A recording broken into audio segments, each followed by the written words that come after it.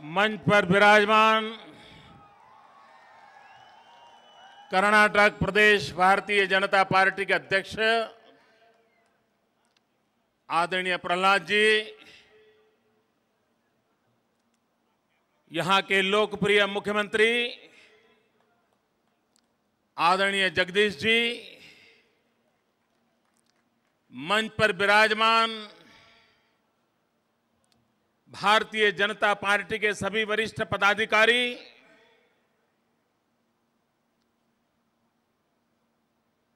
इस चुनाव के मैदान में उम्मीदवार के रूप में खड़े सभी भारतीय जनता पार्टी के उम्मीदवार श्रीमान वेंकैया नायडू जी, बहन निर्मला जी, श्री अनंत कुमार और उपस्थित सभी प्यारे भाइयों और बहनों,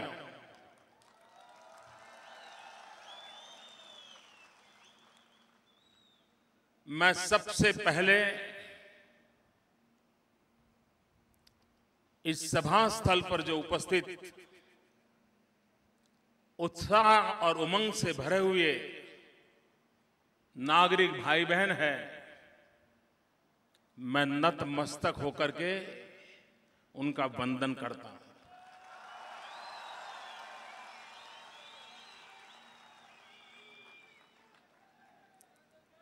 मित्रों, मैं कल्पना नहीं कर सकता हूं कि मेरे दो शब्द की आपने जिस प्रकार से इज्जत की है, मैं इसे कभी नहीं भूल सकता।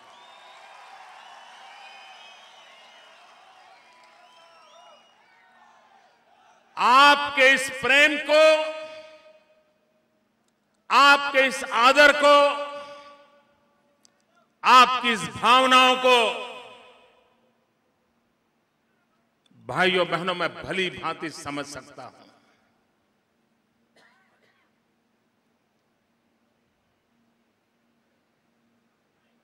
कर्नाटक अपने 5 वर्ष का भविष्य तय करने जा रहा है।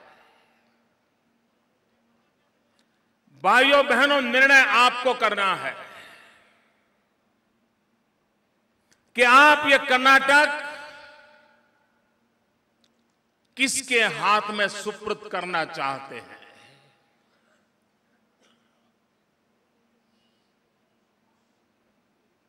भारतीय जनता पार्टी के सभी वरिष्ठ नेता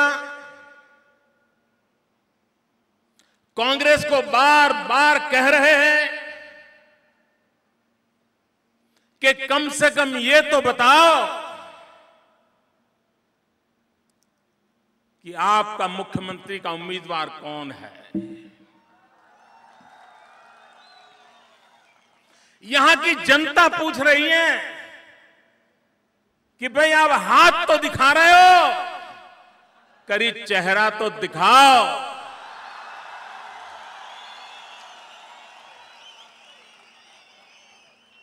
मित्रों, बिना चेहरे वाले हाथ से पता नहीं वो किसका हाथ हो सकता है, वो हमें बचाएगा या बर्बाद करेगा, ये कहना कठिन हो जाता है।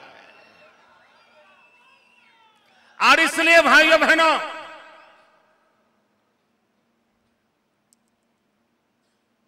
मैं जगदीश जी को सालों से जानता हूं।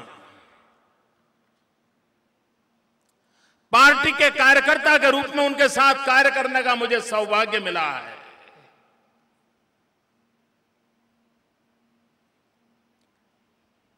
भाइयों बहनों, जो कर्नाटक की हालत हुई थी,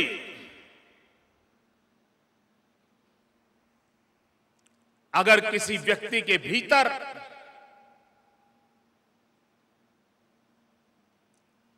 अप्रतिम गुण न हो, धैर्य न हो, जनता के प्रति प्रेम न हो, राज्य की भलाई का सपना न हो, संपूर्ण समर्पण न हो तो जिस संकटों के बीच से जगदीश जी ने पिछले 9 महीने शासन दिया है, शायद ही कोई दे पाता।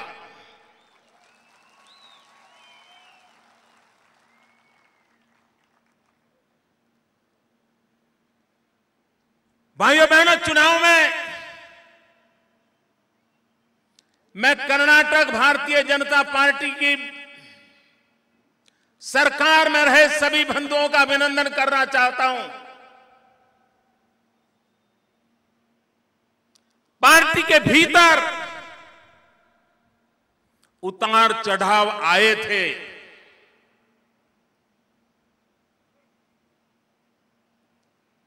हम आंतरिक संकटों से जूझे थे,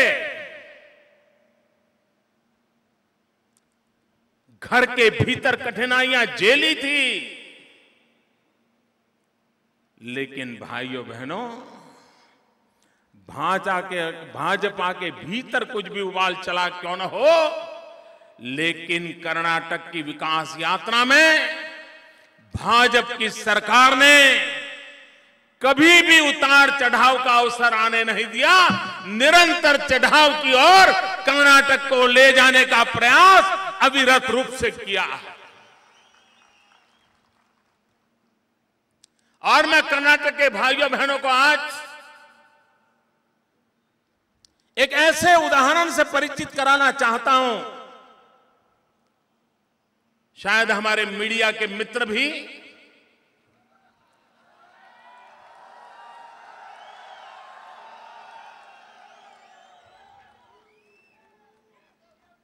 इस जानकारी को बड़ी गंभीरता से सुनेंगे। मित्रों, कर्नाटक और गुजरात दोनों प्रदेशों में भारतीय जनता पार्टी का उदय करीब बराबर हुआ था।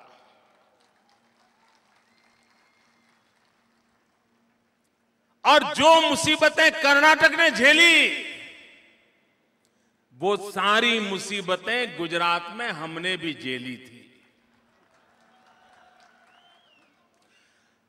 1995 में कांग्रेस से तंग आई हुई गुजरात की जनता ने भारतीय जनता पार्टी को गुजरात में 2/3 बहुमत से विजय दिलाई। लेकिन इतिहास गवाह है दोस्तों, 95 में 2/3 बहुमत से हमें शासन मिला था, लेकिन पार्टी की अंतर्व्यवस्था को और शासन व्यवस्था को संभालने का हमारा अनुभव नहीं था। दोनों का तालमेल करके कैसे चलना चाहिए, हम नए थे, सीख रहे थे, पहली बार शासन में आए थे, और उसके कारण हमें कठिनाइयां हुई। 95 में 2/3 बहुमत से आए, हमारे भीतर ही तूफान खड़ा हो गया। 9 महीने में हमारी एक सरकार चली गई, दूसरा मुख्यमंत्री आया, साल भर में उसको जाना पड़ा।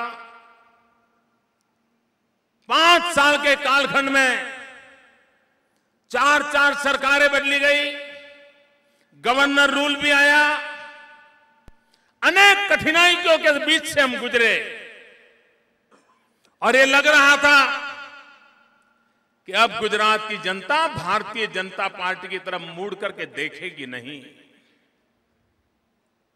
जितना समय सरकार चलाने का अवसर मिला, अच्छी चलाई, लेकिन पार्टी के उतार चढ़ाव के कारण जनता जनार्दन हमें ठुकरा देगी, ये भय हमें भी था। लेकिन भाइयों बहनों,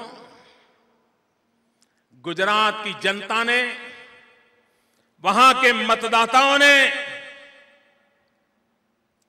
बहुत ही सूझबूझ के साथ निर्णय किया, और लोकतंत्र में जनता की एक दृष्टि होती है, एक ताकत होती है। सारे मीडिया प्रेडिक्शन थे कि भारतीय जनता पार्टी दोबारा जीत नहीं सकती है। हमारे भीतर तूफान हो चुका था, लेकिन भाइयों बहनों, गुजरात की जनता उन घटनाओं को और सरकार के काम को अलग किया। सरकार के विकास की यात्रा को गहराई से देखा और परिणाम ये आया कि गुजरात की जनता ने भारतीय जनता पार्टी के प्रति गौरव करके फिर से 2/3 बहुमत दिया। और भाइयों बहनों, भारतीय जनता पार्टी का भी कमाल देखिए। हमारी गलतियां थी, हमें कठिनाइयां आई थी, लेकिन जनता ने राज्य की भलाई के लिए हमारी उन गलतियों को माफ करके हमें सेवा करने का मौका दिया। अब जब जनता ने इतनी उदारता दिखाई, जनता का इतना बड़ा कर्ज हमारे पर था, तो हम लोगों ने मन में ठान ली कि अब गलती दोबारा होने नहीं देंगे और किसी ने भी चलाई हो उससे उत्तम सरकार चला करके दिखाएंगे। आज 12 साल हो गए दोस्तों, 12 साल जनता प्रेम वर्षा कर रही है। कर्नाटक भी उसी कगार पे आके खड़ा है। जिस माहौल को गुजरात के मतदाताओं ने देखा था, वही माहौल कर्नाटक के मतदाताओं के सामने भी है। जो अपप्रचार की आंधी गुजरात पे चली थी, वही अपप्रचार की आंधी कर्नाटक में भी चल रही है। और मुझे जितना भरोसा गुजरात के मतदाताओं पर रहा है, उतना ही भरोसा मेरे कर्नाटक के मतदाताओं के ऊपर है।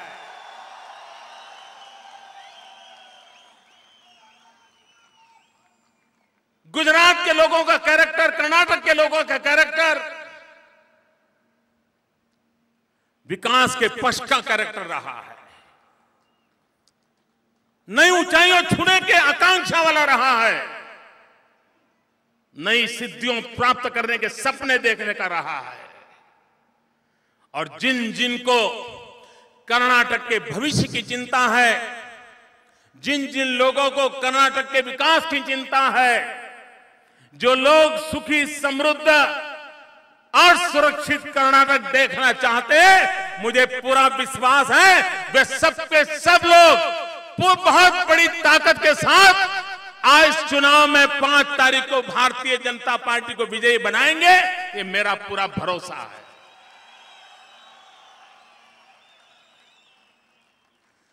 और भाइयों बहनों, अब कोई कांग्रेस को पसंद करने की गलती कर सकता है क्या? आपने किसी परिवार में बड़ी बेटी ब्याह दी हो और वो दुखी हो, तो आप दूसरी बेटी उस परिवार में शादी करवाते हैं क्या? दिल्ली उनको दिया, कितना देश दुख भोग रहा है, देख रहे हो ना। एक दिल्ली देकर के दुखी हुए हैं, क्या कर्नाटक देने की गलती कर सकते हैं क्या? क्या कांग्रेस के हवाले कर्नाटक के भविष्य को तबाह किया करने देना चाहिए क्या? क्या कांग्रेस के मंसूबों को पार होने देना चाहिए क्या? भाइयों बहनों, ये कांग्रेस के जितने नेता लोग आ रहे हैं, बड़ी भांति भांति के उपदेश देके जा रहे हैं। जरा उनको कर्नाटक के लोग एक सवाल पूछिए। मीडिया के लोग तो उन तक पहुंच नहीं पाते, इसलिए मीडिया को तो मैं कहता नहीं हूं। वे लोग कभी मीडिया वालों से मिलते नहीं हैं, उनसे बात तक नहीं करते, उनको जवाब तक नहीं देते। लेकिन मैं जनता जनार्दन से प्रार्थना करता हूं कि आप कांग्रेस के लोगों को पूछिए, अगर दुनिया में सबसे बड़ी सरकार कहीं है तो वो सरकार दिल्ली में है। जितने प्रकार की सरकारों के रूप होते हैं, सभी प्रकार के रूप दिल्ली में है। केंद्र की सरकार है, राज्य की सरकार है, कॉरपोरेशन है, सुप्रीम कोर्ट है, लोअर कोर्ट है, हाई कोर्ट है, सारे कमीशन है, human right commission, election commission, डिकने कमीशन, फलाने कमीशन, सब कुछ दिल्ली में है और सीबीआई भी है।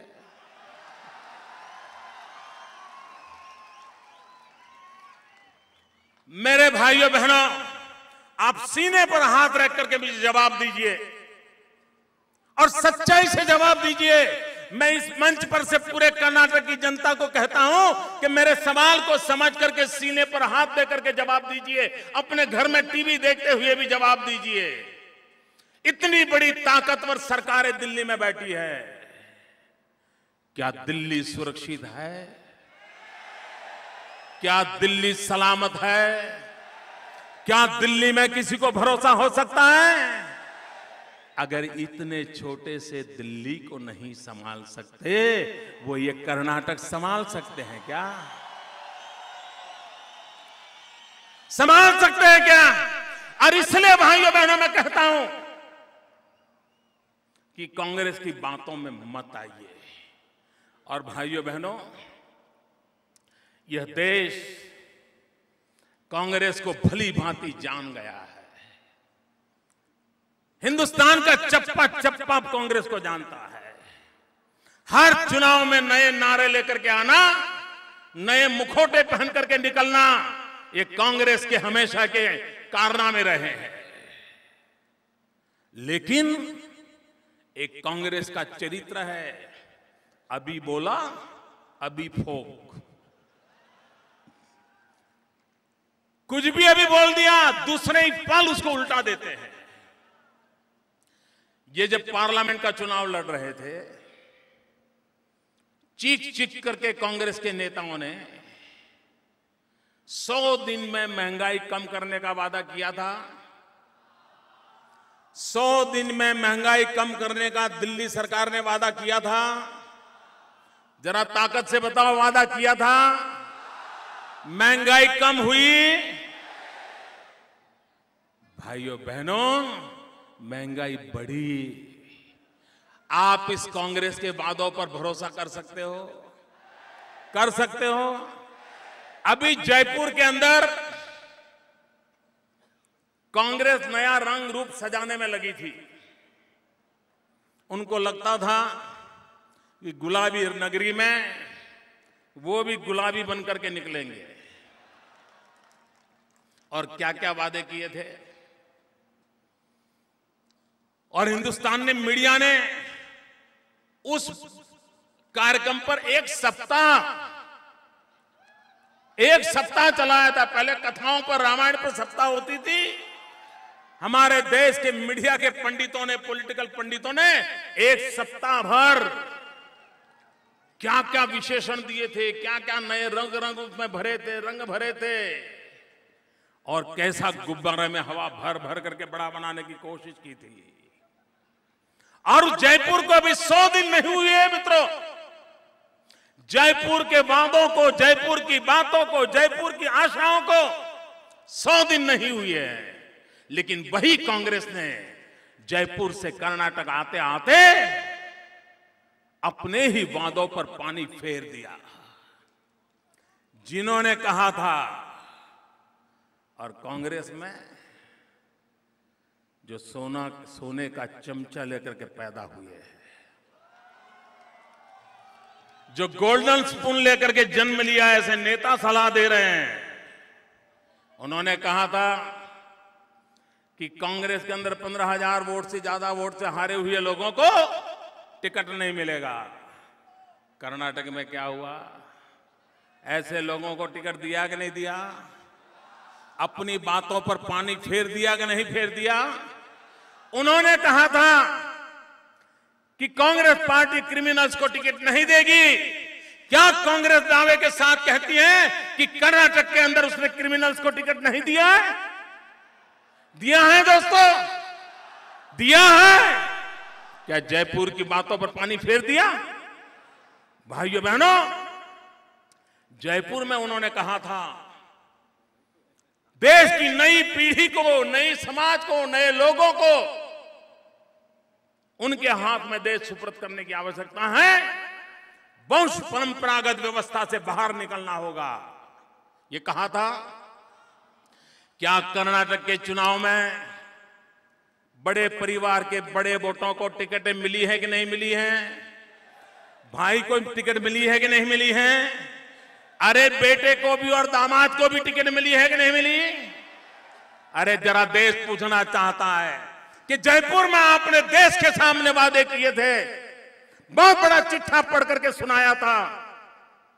मित्रों, मैं 100 चीजें गिनवा करके दे सकता हूं कि उनका कहना एक होता है, करना दूसरा होता है। उन पे भरोसा मत कीजिए मित्रों। हमसे गलती भी होगी तो हम गलती को स्वीकार करके आपके चरणों में बैठने को तैयार होते हैं। उनकी तरह डंडा चलाने वाले लोग नहीं है। भाइयों बहनों,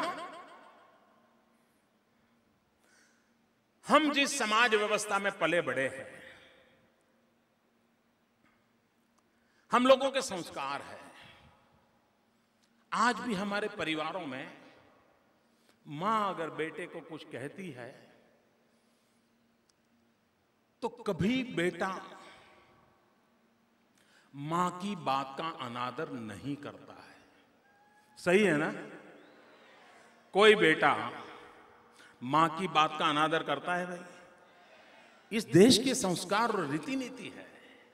लेकिन कांग्रेस के हाल क्या है? मां कहती है, रो रो करके कह रही है, बेटा पावर पॉइजन होता है, बेटा सत्ता जहर होती है। और 100 दिन के भीतर भीतर बेटा घूम घूम के कह रहा है, हमें कर्नाटक में सत्ता दो, हमें कर्नाटक में सत्ता दो। कौन से सत्य को सुना जाए, किस चरित्र को माना जाए? और इसलिए भाइयों बहनों में कहने आया हूं, ये दोगली बातें, ये दोगली नीति 50 साल तक देश को तबाह कर चुकी है मित्रों। और कांग्रेस के लिए सत्ता एक जहर है जो कहा गया, उन्होंने बात कहीं अधूरी छोड़ दी है। मैं आज पूरी करना चाहता हूं। कांग्रेस पार्टी की सत्ता हिंदुस्तान के लिए भांति भांति के जहर फैलाने का कारण बनी है। यही कांग्रेस पार्टी का शासन है जिन्होंने जातिवाद के जहर को पनपाया है। यही कांग्रेस का शासन व्यवस्था है जिसने कौमवाद के जहर को फैलाया है। यही कांग्रेस की परंपरा है जिसने प्रांतवाद के जहर को फैलाया है। यही कांग्रेस की रीति नीति है जिसने भ्रष्टाचार के जहर को कूट कूट के भर दिया है। यही कांग्रेस का जहर है जिसने हिंदुस्तान में परिवारवाद को बल दिया है। आप ही का ये जहर है जिसने हिंदुस्तान को टुकड़ों टुकड़ों में बांट के रखा हुआ है, भाई से भाई को लड़ा करके रखा हुआ है। भाइयों बहनों, हमें कर्नाटक को बचाना है। आवेश में, गलती से, किसी भी हालत में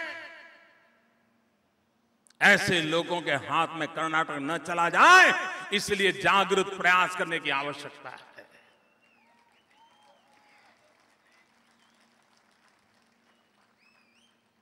भाइयों बहनों, ये यहां बैठा हुआ लोग पढ़े लिखे लोग हैं। हिंदुस्तान के कोने कोने से आए हुए लोग कर्नाटक में हैं। बंगलुरु एक प्रकार से मिनी हिंदुस्तान का रूप हो चुका है।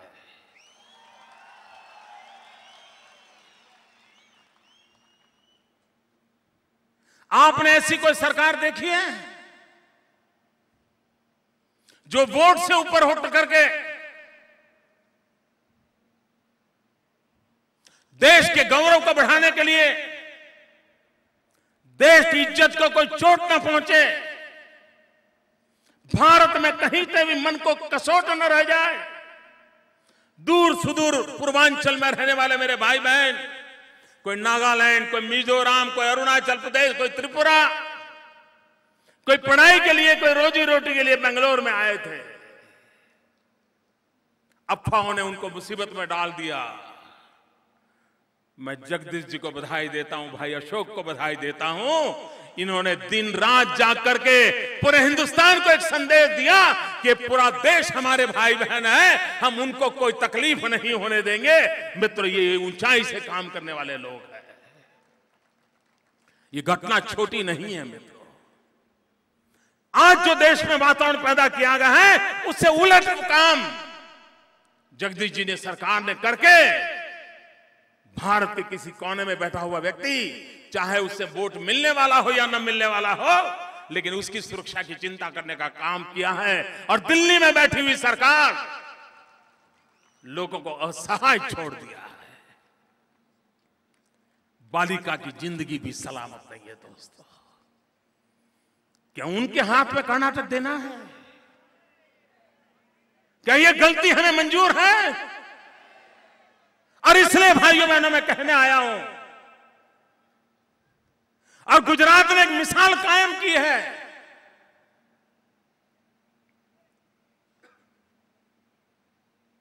यहां इतने पढ़े लिखे लोग हैं, पॉलिटिकल पंडित हैं। इस मेरे भाषण के बाद सारी टीवी मीडिया में डिबेट होने वाला है, भरपूर चर्चा होने वाली है। उन चर्चा करने वाले मित्रों से मैं एजेंडा देना चाहता हूं। मैं कांग्रेस के मित्रों को चैलेंज करता हूं, मैं आह्वान करता हूं, ललकार करता हूं। ये गोल्डन स्पून लेकर के पैदा हुए नेताओं से विशेष रूप से आग्रह करता हूं, जवाब दो, देश को जवाब दो। भारतीय जनता पार्टी की सरकारें और कांग्रेस की सरकारें, 5 साल का भाजपा सरकार का काम और 5 साल का कांग्रेस सरकार का काम, आइए हर पहलू पर दोनों सरकारों की तुलना कीजिए। चाहे वो कर्नाटक बीजेपी की सरकार हो, चाहे छत्तीसगढ़ बीजेपी की सरकार हो, चाहे मध्य प्रदेश बीजेपी की सरकार हो, चाहे राजस्थान में वसुंधरा राजे जी के 5 साल का कालखंड रहा हो, चाहे हिमाचल में धूमल जी का 5 साल का कालखंड रहा हो, चाहे दिल्ली में हमारा शासन रहा हो, कोई भी 5 साल उठा लीजिए, बीजेपी की कोई भी सरकार उठा लीजिए, पैरामीटर आप तय कीजिए। और मैं दावे से कहता हूं दोस्तों, भारतीय जनता पार्टी की सरकारें, इंक्लूडिंग कर्नाटक सरकार, कांग्रेस से बेहतरीन सिद्ध हो जाएगी, ये मैं दावे से कहता हूं। लेकिन जब विकास की बात आती है तो कांग्रेस के मुंह पर इटली का ताला लग जाता है।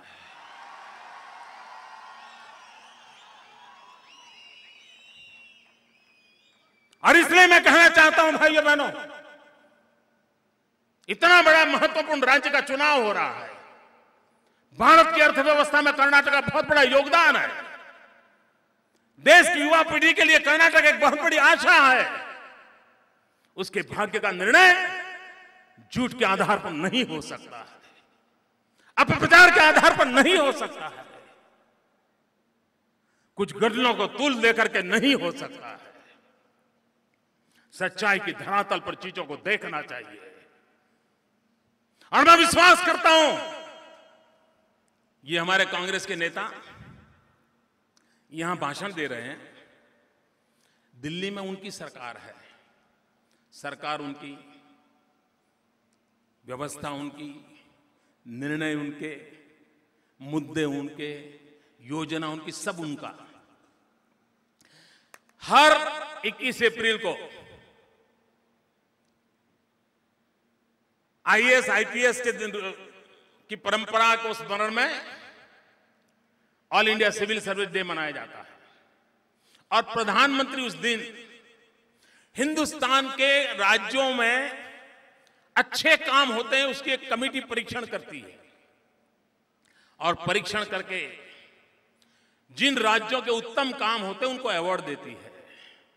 यहां नामांकन हो चुके थे, चुनाव की गहमागहमी चल रही थी, कांग्रेस के लोग कर्नाटक की भाजपा की सरकार को दिन रात गालियां दे रहे थे, झूठ फैला रहे थे, जगदीश जी को भला बुरा बोल रहे थे।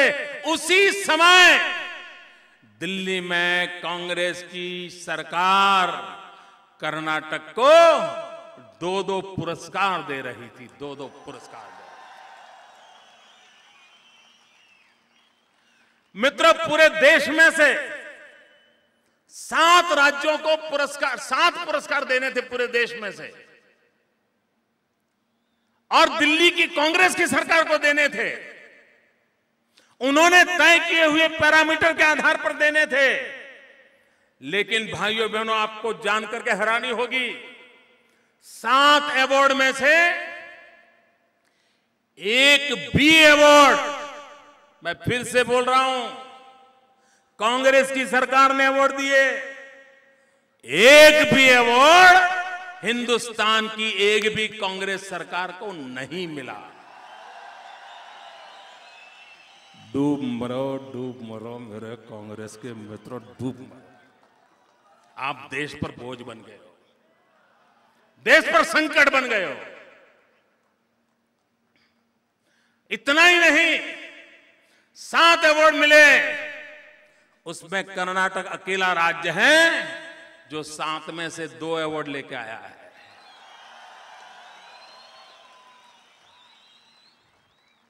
एक गुजरात को मिला, एक छत्तीसगढ़ को मिला, एक सिक्किम को मिला। कांग्रेस की कोई सरकार सिक्किम की भी बराबरी न कर पा रहा है, बोला सिक्किम की बराबरी नहीं कर पा रहा। अगर ये उनका ट्रैक रिकॉर्ड है, और बड़ी बेटी देकर के हम दुखी हो चुके हैं, तो कोई छोटी बेटी देने का पाप कर सकते हैं क्या? कतई नहीं कर सकते मित्रों। इतना ही नहीं मित्रों, गरीबों की भलाई के लिए इंदिरा गांधी के जमाने से एक 20 पॉइंट प्रोग्राम चलता है। अटल जी की सरकार आई, उन्होंने उसको चालू रखा था, मोरारजी भाई की सरकार आई, उन्होंने भी चालू रखा था, बाकी सब सरकारों ने इसको कंटिन्यू किया था। और वो गरीबों की भलाई के लिए कार्यक्रम थे, सब सरकारें चलाती थी। हिंदुस्तान के सभी राज्यों में उसका रेगुलर भारत सरकार मॉनिटरिंग करती थी, और उसको परफॉर्मेंस पर उनका रेटिंग होता था। हर 6 महीने रेटिंग होता था, और बारीकी से उसका अध्ययन एक अलग डिपार्टमेंट काम करता था। पिछले 1 वर्ष से उन्होंने काम बंद कर दिया। योजना इंदिरा जी की योजना आज भी चालू है, लेकिन रेटिंग करना बंद कर दिया। क्यों? इसलिए बंद कर दिया कि गरीबों की भलाई के लिए सभी राज्यों के परफॉर्मेंस का जो रेटिंग हुआ पिछले 10 साल लगातार, हर 6 महीने होता था, 10 साल में 20 बार हुआ। मित्रों, कांग्रेस की एक भी सरकार इंदिरा गांधी के खुद के कार्यक्रमों के इंप्लीमेंटेशन में 1 से 5 में कभी उसका नंबर नहीं आया। यानी ये गरीबों की नाते करना कितना खोखला है इनका, कैसे लोगों की आंख में धूल झोंकते हैं, ये उन्हीं के अपने दस्तावेज बताते हैं। और गरीबों के कल्याण के कामों में अगर उत्तम से उत्तम परफॉर्मेंस किसी का रहा है पूरे देश में, तो भाजपा शासित राज्यों का रहा है, या तो नॉन यूपीए राज्यों का रहा है। यूपीए की एक भी सरकार का नामो निशान नहीं मिला है। मित्रों,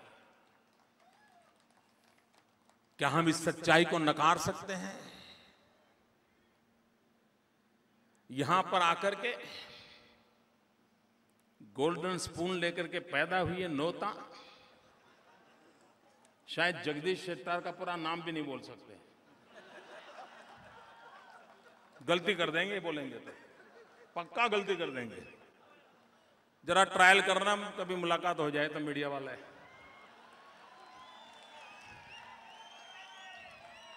मित्रों, उन्होंने ललकारा कि रोजगार नहीं दिए, जरा दर्पण में अपना मुंह भी तो देखो। आपका चुनावी मैनिफेस्टो निकालो, लिखित में आपने कहा है 1 करोड़ नौजवानों को रोजगार देने का वादा किया था। मैं यहां बैठे हुए नौजवानों से पूछता हूं, आप में से कोई है जिसको दिल्ली सरकार ने रोजगार दिया हो? कोई है भाई? आप में से कोई है जिसको दिल्ली सरकार ने रोजगार दिया हो? क्या झूठ बोल रहे हो भाई? और कर्नाटक की भूमि में आकर के कर्नाटक को ललकार रहे हो? मैं हैरान हूं मित्रों। ये कांग्रेस की कुछ आदतें जाती नहीं। पिछले 12 साल से वो गुजरात को बदनाम करने में लगे, सारी दुनिया में बदनाम करते रहे। इस बार मैं चुनाव में देख रहा था, कर्नाटक को भी बदनाम किया, कर्नाटक को गालियां दी। आप कर्नाटक को गाली देके कर्नाटक से वोट मांगने आए हो? अरे कांग्रेस के नेताओं, आपने कर्नाटक की जनता की माफी मांगनी चाहिए। आपने पूरे विश्व में कर्नाटक को नीचा दिखाने की भाषा का प्रयोग किया है। और ये ऐसे लोग हैं जिनको कभी भारत माता मधुमक्खी का छाता दिखती है, तो कभी उनको कर्नाटक बेआबरू दिखता है। मित्रों, देश के इन प्रकार के अपमानित करना, और देश से भी खुद बड़े हैं, राज्यों से भी उनकी अहमियत ज्यादा है, देश से बड़ा दल है, ये कौन सी डिक्टेटरशिप की भाषा लेकर के आए हो? क्या कारण है आप यहां की जनता को कोसने के साहस दिखाते हो? भाइयों बहनों, मैं पिछले दिनों काफी सरमन सुनता आया हूं। बहुत बड़े बड़े उपदेश जो तपोवृद्ध वयोवृद्ध लोग देते हैं, ऐसे उपदेश सुनता आया हूं। अभी एक नेता ने कहा, गोल्डन स्पून में लेकर पैदा हुए हैं, उन्होंने कहा एक व्यक्ति से कुछ नहीं हो सकता। ये उन्होंने कहा, किसी एक व्यक्ति से कुछ नहीं हो सकता। मेहरबान, आपका जो ज्ञान है, आपने जो इतिहास पढ़ा है, आपने जिस दुनिया को देखा है, उसमें आप जो कह रहे हो वो सही है। एक व्यक्ति कुछ नहीं कर सकता, लेकिन हमने जो इतिहास पढ़ा है, हमने जो परंपराएं देखी हैं, हमने जो विरासत को देखा है, उससे हम कह सकते हैं एक व्यक्ति भी बहुत कुछ कर सकता है।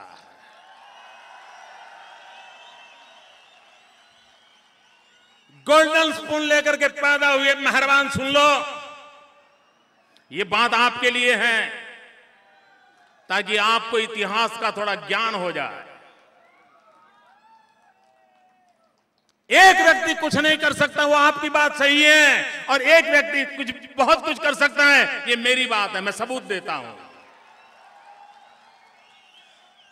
देश आजाद हुआ, सैकड़ों राजे रजवाड़े थे, सब राजे रजवाड़े अपनी हुकूमत चाहते थे, और उस समय देश को एक करने का एक बहुत बड़ा काम हमारे सामने था। देश को बिखरने से बचाना था, देश को जोड़ना था। एक नेता थे जिनके पास एक राज्य का जिम्मा था। पंडित नेहरू के पास जम्मू कश्मीर की जिम्मेवारी थी। और बाकी हिंदुस्तान के सैकड़ों राज्यों और रजवाड़ों को मिलाने की जिम्मेवारी सरदार पटेल की थी। राहुल जी सही है, एक व्यक्ति कुछ नहीं कर सकता।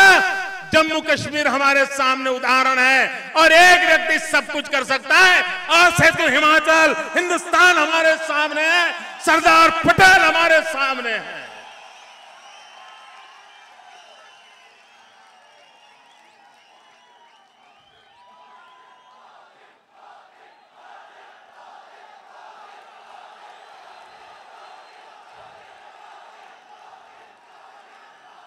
क्या देश को इस प्रकार से उल्टे चश्मे पहनाओगे? क्या देश को, इतिहास को नका करके आंख में धूल झोंकने का काम करोगे? मैं दूसरा उदाहरण देता हूं, और मैं कोई भारतीय जनता पार्टी का उदाहरण नहीं दे रहा हूं, मैं कांग्रेस के भीतर से पैदा हुए महापुरुषों को भी आदरपूर्वक याद करके बताना चाहता हूं। एक व्यक्ति जब देश में शासन करता था, सर्वसत्ता उसके हाथ में थी, लंबा तजुर्बा था, विश्व भर में नाम था, गुलाब की महक थी, सब था, ताम झाम भी था, लेकिन देश विदेशों से गेहूं मंगवा करके खाता था। PL 480 ये गेहूं जब तक हिंदुस्तान के समुद्री तट पर उतरते नहीं थे, देश के गरीब के घर में चूल्हा नहीं जलता था।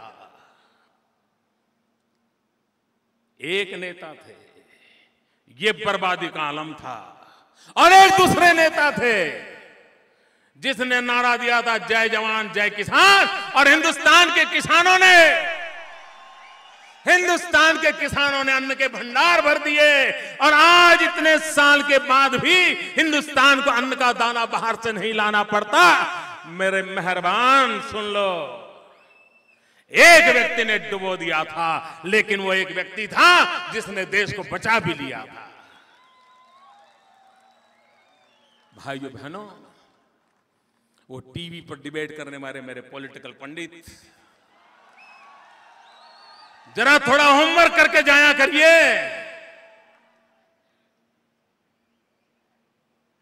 आप तय करो भाइयों बहनों,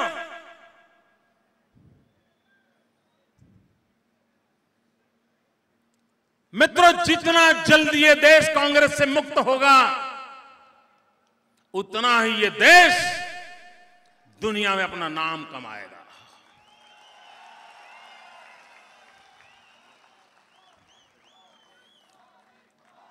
दिल्ली में ऐसी दुर्बल सरकार है मित्रों कि दिल्ली को तो नहीं संभाल सकती, लेकिन दुनिया में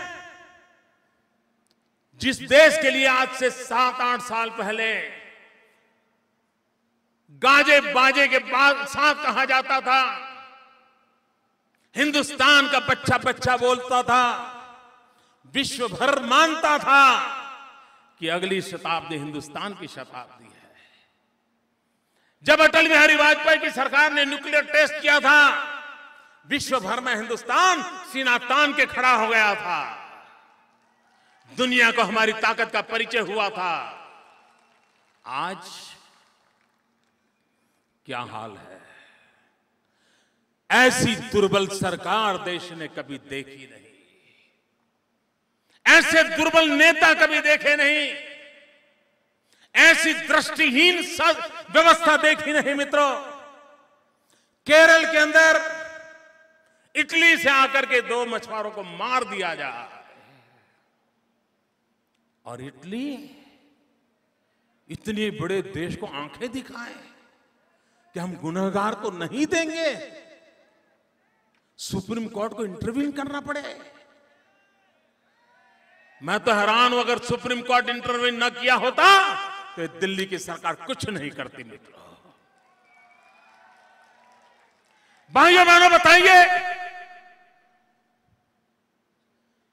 इस देश की इज्जत के लिए भारत का तिरंगा झंडा झुके नहीं, इसलिए गरीब मां बाप परिवार को छोड़ करके सरहद पर तैनात मेरे देश के जवान, जिसकी सांसों में भारत माता की जय सिवा कुछ नहीं होता है, वो मेरे जवान मेरे देश की शान, पाकिस्तान आकर के उनके सर काट करके ले जाए और दिल्ली की सल्तनत कुछ भी न कर पाए, और करे तो क्या करे, उनके प्रधानमंत्री को चिकन बिरयानी का भोजन दे।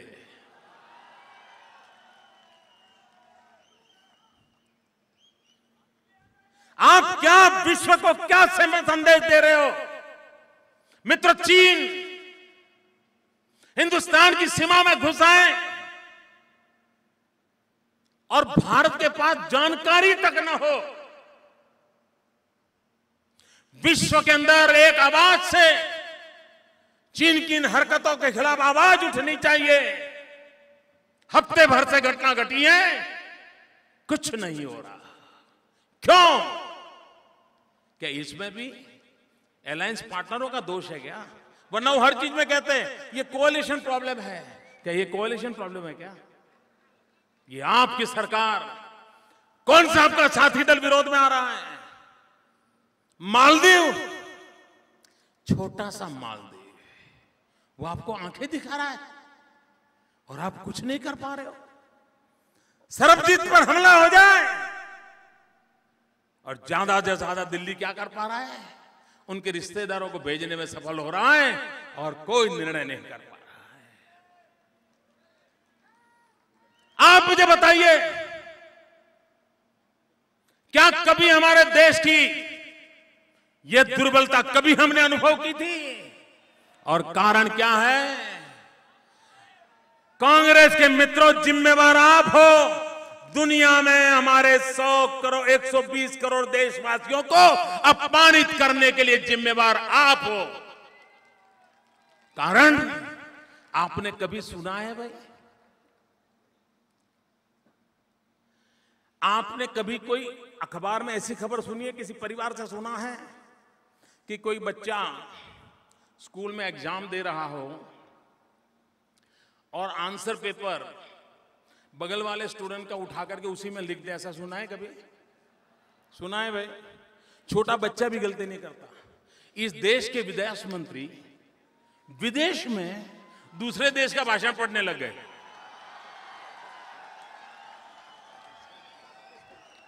मैं हैरान हूं भाई। और ये क्या दुर्भाग्य है जी, कैसे कैसे लोगों ने कर्नाटक की बेइज्जती की है, उसमें एक नाम ये भी है। आप बताइए, सारे कभी किसी ने कल्पना की होगी कूटनीति के क्षेत्र में जिस धरती पर चाणक्य पैदा हुए हो, वहां के विदेश मंत्री, पता नहीं है कि कागज किसका मेरे हाथ में, 62 पढ़ने तक पता नहीं चलता है मैं किस देश का विदेश मंत्री हूं।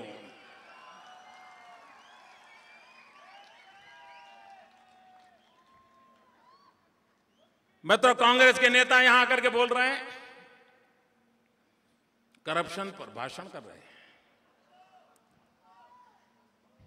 देखिए इनकी हिम्मत देखिए, और क्या सर्टिफिकेट दिया, दुनिया में सबसे रिकॉर्ड करप्शन कर्नाटक। मतलब ये सारे करप्शन के रिकॉर्ड यही रखते हैं, पूरा ब्यूरो बनाए लगता है। अरे गोल्डन स्पून प्ले करके पैदा हुए सेवार नेता महोदय, आपका अकेला 2G घोटाला, आपका अकेला 2G घोटाला, उसके जो अंक होते हैं ना 1,74,000 करोड़, वो अगर लिखना शुरू करें, और मैं चाहता हूं, आप तो पढ़े लिखे हैं कि नहीं मालूम नहीं, लेकिन आपके यहां कोई पढ़ा लिखा हो तो उसको एक काम दीजिए, 7 रेस कोर्स रोड पर से 1 लिख करके शुरू कीजिए, और लिखते लिखते आगे बढ़िए, आखिरी जीरो 10 जतपन जाकर के पहुंचेगा। 1,76,000 करोड़ जमीन पर लिखोगे तो रेस कोर्स रोड से ये 10 जनपद तक लिखा जाएगा। इतना लंबा फिगर होता है और आप हमें बता रहे हो।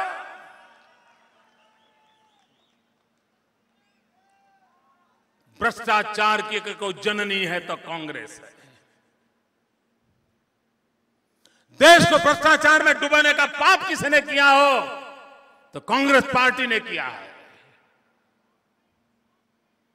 और इसलिए भाइयों बहनों, भारतीय जनता पार्टी में वो दम है,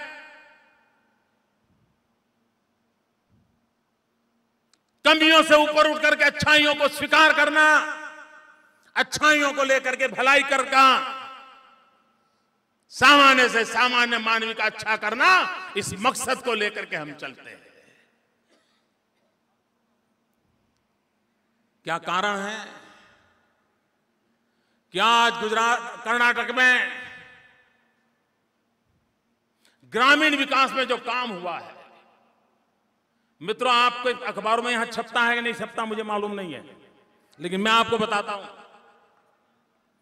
पिछली हमारी जो एनडीसी की मीटिंग हुई नेशनल डेवलपमेंट काउंसिल की, उसमें सभी चीफ मिनिस्टर्स होते हैं, हर मुख्यमंत्री बोलते हैं, लेकिन मैं देख रहा था इस बार जब हमारे जगदीश जी कर्नाटक की बात बता रहे थे, पूरा सदन प्रधानमंत्री समेत जगदीश जी के एक एक शब्द की नोट ले रहा था। कर्नाटक की वैज्ञानिक तरीके से हो रहे विकास यात्रा को पूरा हिंदुस्तान नोटिस कर रहा था मित्रों। दिल्ली सरकार पर उसका प्रभाव था, दबदबा था। जगदीश जी बोलते कम है और बोलते हैं तब भी बहुत मधुर बोलते हैं।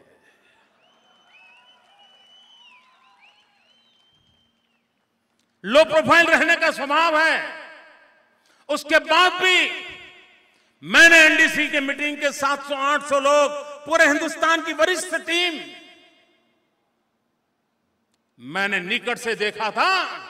वहां कर्नाटक का क्या दबदबा था दोस्तों, और सीना गर्व से फूलता था दोस्तों। वाह, मेरा क्या भाग्य है कि मैं ऐसी पार्टी का कार्य करता हूं जिसमें जगदीश जी जैसे नेता।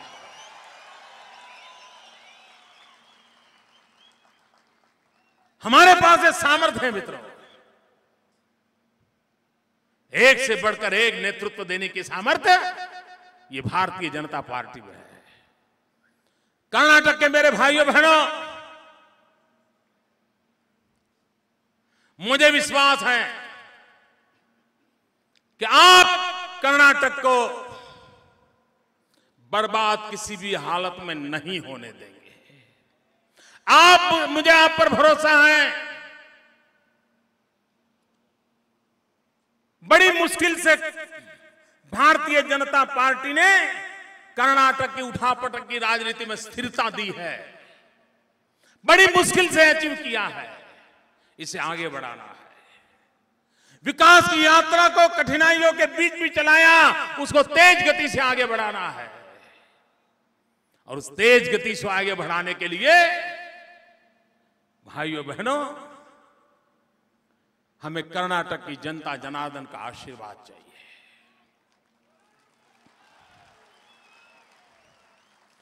भाइयों बहनों, 5 मई आपकी शक्ति के परीक्षण का, परिचय का अवसर है। सारे पॉलिटिकल पंडितों को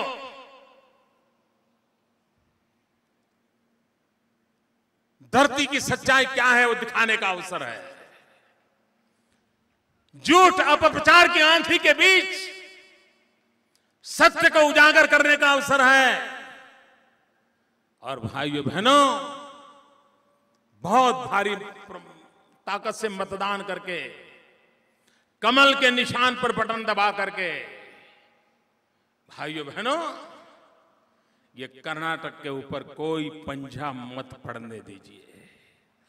कर्नाटक की तिजोरी को किसी भी पंजे के हाथ लगने मत दीजिए।